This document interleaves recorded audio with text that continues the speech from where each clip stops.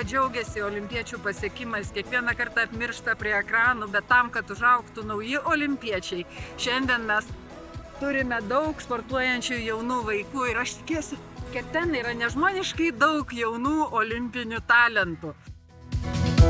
Jau 5. kartą jubiliejinis olimpinis piknikas šiandien prezidentūros kiemelyje sutraukė daugybę jaunųjų sportininkų. Aš linkiu, kad šitas renginys būtų dar didesnis, matomesnis ir augtų su kiekvienais metais.